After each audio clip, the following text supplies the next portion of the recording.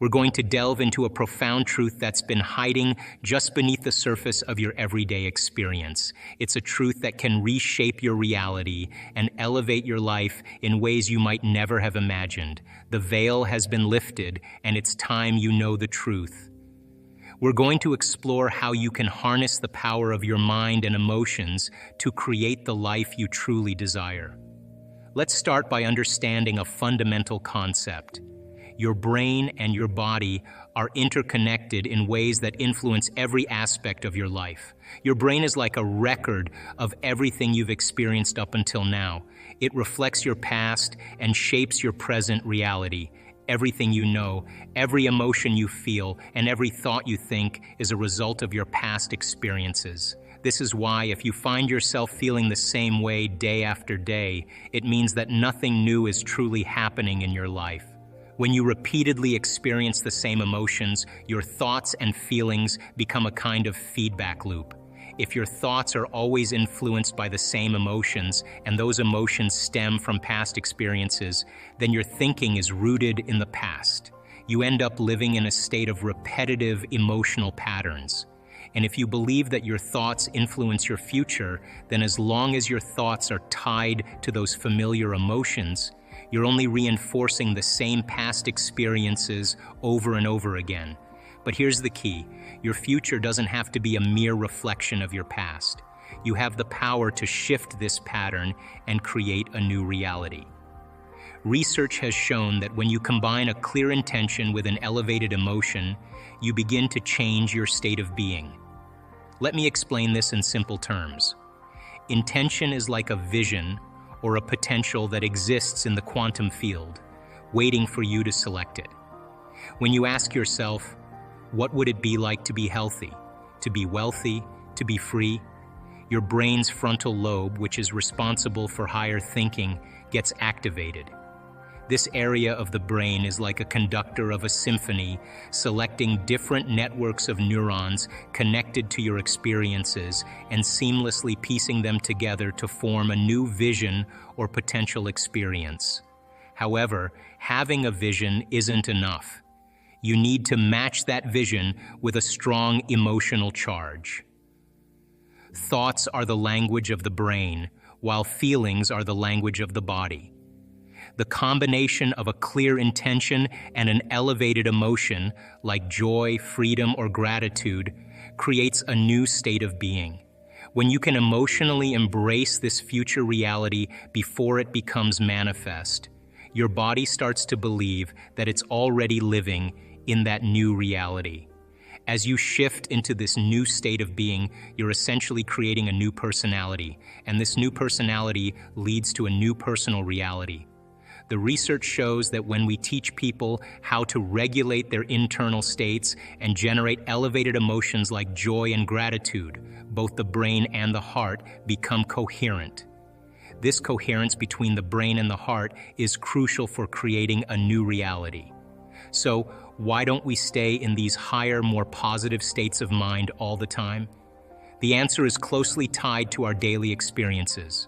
Most of the time, we are under the influence of stress hormones. Stress is a natural response that our bodies use to deal with immediate threats or dangers.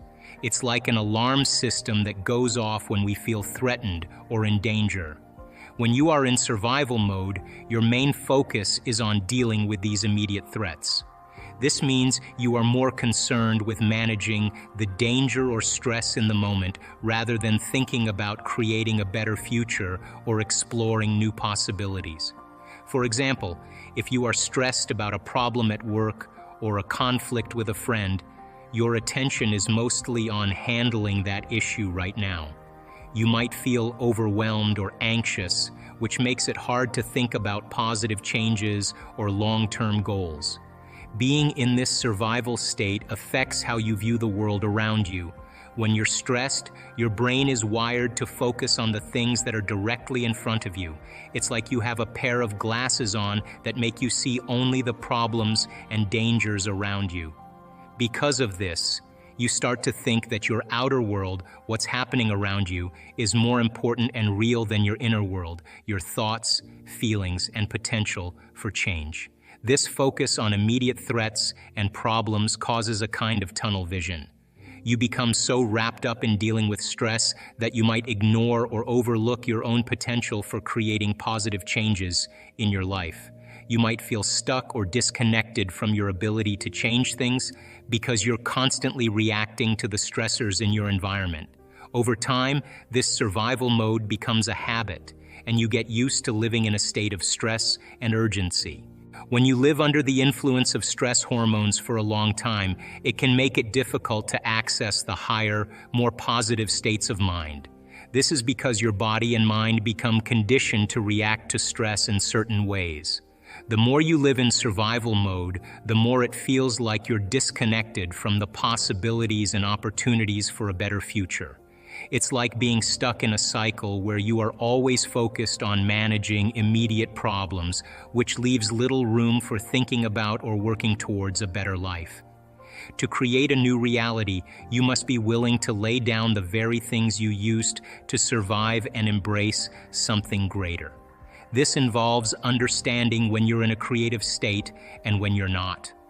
Changing beliefs and perceptions about yourself and your life requires making a firm decision with a level of energy that surpasses your old, hardwired programs and emotional conditioning. When you make such a decision, your body responds to a new mind, and the past no longer exists in you. Let's explore what it means to feel like a victim. This happens when you say things like, "I'm upset because of this person," or "I'm frustrated because of this situation." When you say these things, you are putting the blame for your feelings and thoughts on something or someone outside of you. This means that you believe that your emotions are controlled by external factors rather than by you.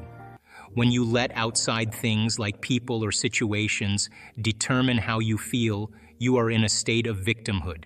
This means you're allowing these external factors to have power over your emotions and thoughts. For example, if someone cuts you off in traffic and you feel angry, you're reacting as if that person is making you angry.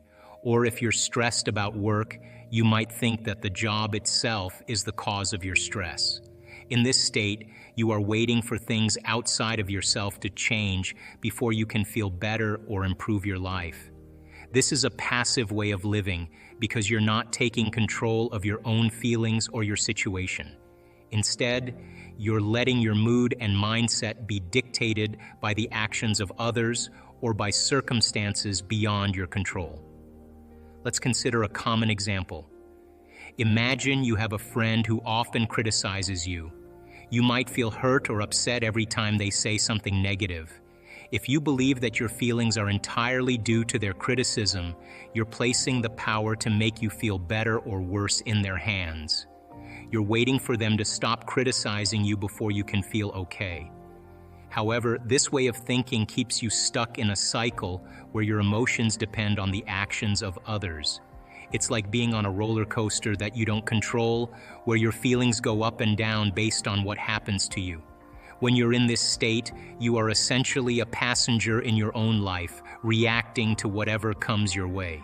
To break out of this victim mindset, you need to realize that you have the power to control how you feel and respond to situations. This means taking responsibility for your own emotions and not letting external circumstances dictate your mood. For instance, instead of waiting for your friend to stop criticizing you, you can change how you respond to their comments. You can choose not to let their words affect your self-worth or peace of mind. It's also important to understand that being a victim often means you're waiting for external changes to make you happy or content. You might think, if only my job was better, or if only I had more money, then you would be happier. But this kind of thinking means you're dependent on outside factors to change before you can feel good. This is a limiting way to live because it puts your happiness and sense of well-being in the hands of things you can't always control. Here's the challenge. When things are going well, you feel good, but when things aren't, you feel bad. Many people become unconsciously reliant on external events to change their internal state. They live in a state of lack and unworthiness, hoping for an event to resolve their feelings of emptiness. This pattern perpetuates a cycle of wishing and waiting, creating further separation from the changes they seek. To break this cycle, you need to understand that your thoughts and feelings can indeed influence your outer world. This isn't something you grasp instantly. It's a process of gaining knowledge, practicing, and experiencing change. As you start to see synchronicities, coincidences, and opportunities aligning with your internal changes, you'll begin to notice the connection between what you do inside and the effects you produce outside. When you start to notice changes in your life, it's a sign that you're beginning to understand and harness the power you have over your reality. This is a significant shift in perception. Instead of feeling like a victim of your circumstances, you'll start to see yourself as the creator of your own life. This shift is crucial because it changes how you interact with the world and how you perceive your role in shaping your destiny. Let's break this down further. When you experience these changes, you're beginning to see that your thoughts and feelings have a direct impact on your reality. For example, if you start feeling more positive emotions and thinking more hopeful thoughts, you might notice that things in your life begin to improve. This improvement is a reflection of the changes happening inside you. You're no longer just reacting to what's happening around you. You're actively influencing the outcome. However, if you continue to react to the same situations with the same old emotions and thoughts, you're simply reinforcing your current reality. Imagine you have a habit of reacting with frustration whenever you face a challenge. If you keep reacting this way, you'll continue to attract and experience situations that evoke that frustration. This means you're stuck in a loop where your reactions are shaping and confirming your present reality. To break free from this cycle and create a different reality, you need to become greater than your environment. What does it mean to be greater than your environment? It means you need to rise above your usual reactions and feelings. You have to start changing how you think and feel so that you're not limited by your past experiences or current conditions. Think of it like this. If you want to change your life, you need to stop letting your past dictate how you respond to new situations. Your past experiences might have shaped your reactions and emotions, but they don't have to control your future. By changing how you think and feel, you start to step out of the shadow of your past and move towards a new way of living. Here's a practical example. If you've always been anxious about money because of past financial struggles, you might continue to feel stressed whenever you think about your finances. This stress could lead to more negative outcomes like poor financial decisions or missed opportunities. But if you start changing how you think about money, by focusing on abundance rather than scarcity, and how you feel about it, by cultivating feelings of gratitude and confidence, you begin to alter your reality. You're no longer reacting from a place of fear. You're creating from a place of positivity and possibility. As you practice this, you'll become less likely to give your power away to external people or situations. The stronger the emotion you feel in response to a problem or condition, the more energy you're giving away to that problem. Instead, you should redirect that energy to heal and create a new future. This is the essence of self-regulation and finding the present moment. When you lower the volume of your conditioned emotions and master your internal state, you take back your power. This process begins to build your own electromagnetic field, giving you the energy to heal and create a new reality. The truth is that you have the power to transform your life, but it requires understanding and applying these principles consistently.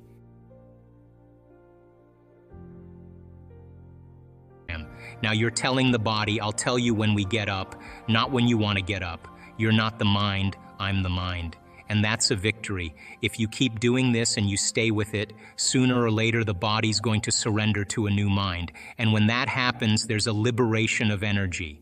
The body is freed from those habituations and those emotions. The body's going from particle to wave, from matter to energy. And all of a sudden, you're dialing down the anger. You're dialing down the vigilance, and the body now is being conditioned to a new mind. That is the present moment. And when you're in that present moment, something really amazing happens. You forget about you. You're basically just an awareness. You're in the unknown, and that is the perfect place to create from. So it turns out that when people do this properly, they heal themselves of anxiety. Why? Because they're no longer obsessing about some future. When they find the present moment, they heal from their depression because they're not hopeless and powerless in their past. The body's conditioned now. People put stones over their energy centers thinking that's going to heal them. I'm sorry, but I think you put your attention there. I'd do a better job. But it's the placebo, but are those energy centers, the first 3 energy centers, bad? No, they're not bad at all. Those 3 centers are centers of survival, and if you're going to cause a species to exist into perpetuity, you make procreation really pleasurable so that you do it. If second center has a lot to do with consumption and safety, then it makes sense that when you feel safe and you have food and shelter, it's in balance. But it also means that consumption of food, can be really pleasurable as well. And when you take on challenges in your life and you really succeed in them, it takes energy to even get up and get out of bed. You use your third center. But all of these 3 centers are consumers of energy, drawing from the vital field. It's an expenditure of the life force in the body. And these centers can easily be in balance because most organisms in nature, if you study species in nature, they have a respect for mating, the timing of mating. They have a way that they don't overconsume. They're in balance. They're not swinging from don't eat anything to then overeat. Don't abstain from sex and then, it's not the polarity of that. It's the polarity swings, and then as we get up to the center, it swings less. And this third center is really the ceiling of the ego. That's power. And Tolkien's books about, Lord of the Rings, the ring was power. And throwing the ring meant giving up power for something greater. And it's love. That's the greater frequency. So each one of them have their own frequency. And all frequency carries information. Frequency energy has an intent. And when energy moves into any one of these centers, systems begin to change. When the first center switches on because there's energy in there, that center, the energy that activates the brain in that center, produces a mind in that center. Are you with me still? Because consciousness or energy moving through neurological tissue is mind. When neurological tissue gets activated, all of a sudden there's a mind there. So when the first center gets activated, it has a mind of its own, yes or no. And if the second center is activated, or the third center, or the fourth, when you're coming from different centers, there's a different consciousness or a different intent. And when energy makes it to the fourth center, though, now it's no longer the consumption, but there's the expansion of energy. This is the bridge that starts us to connect to our divinity. And connecting to that, putting your attention on it, not only creates heart coherence, but it produces a host of biological chemicals that are released. 1,400 different chemicals that begin to restore and repair the body. When you feel gratitude, when you feel love, when you feel freedom, this is a different frequency. When you care for another, this is where selflessness starts. This is all selfish. Now, can you activate this center? And when you activate the center, can you make love to somebody? Hello? Is that a yes? So now you're doing it in a giving way. The consciousness is different than just when it's from the first center. You understand? So then when you have 2 coming together as one, and there's true love, and it's done in that vein, in that way, that manner, then there's a beautiful exchange of energy, and there's a growth, or there's a summation of energy. It's not the opposite. So as energy, an enormous amount of energy sits in the first center. When energy can move into the second center, as I said, because you feel safe, and when you feel safe in your environment, your body's more in balance, and you can consume and metabolize and digest and secrete and eliminate. All those biological functions take place in the second center.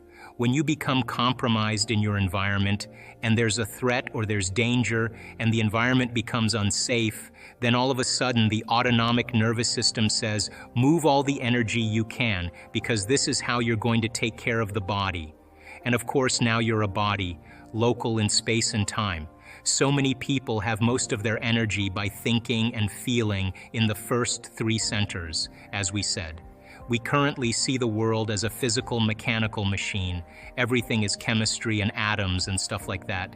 And it turns out the new understanding really, which is quantum physics, says the focus shouldn't be on the material things. The focus is on the invisible energy things, which include thought and belief, because it turns out it's the invisible energy that controls the physical world. And this is what quantum physics talk about. They talk about what they call the field. And I say, what's the field? Well, they say invisible moving energy that influences the physical world. I go, well, that definition is the same definition for spirit, invisible moving forces that influence the physical world. So it's interesting that today's modern science is reconnecting us with the ancient history of spirituality, which really says that we are energy beings inhabiting a physical body.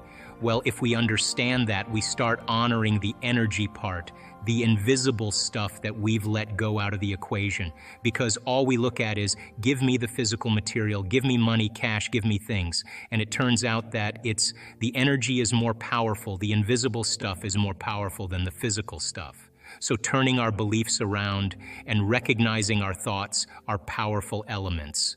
Then all of a sudden it says, let's start exercising our thoughts rather than exercising our wallet, let's say, in controlling the world. And this gives an opportunity for all of us, every one of us, because we all have thoughts and we all have this energy. And it's since thoughts create the science. And this is quantum physics.